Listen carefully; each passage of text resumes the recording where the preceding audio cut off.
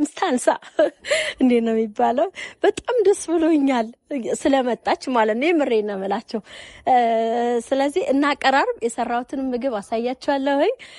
እሷም እየመጣች ስለሆነ ልክ ከመንገድ ስትገባ አንድ ሰው እርቦት ከአዲስ አበባ እዚህ ድረስ ሲመጣ ይርበዋል። ምን ቢበላ እና ደስ ይላታል ብዬ አስባለሁ።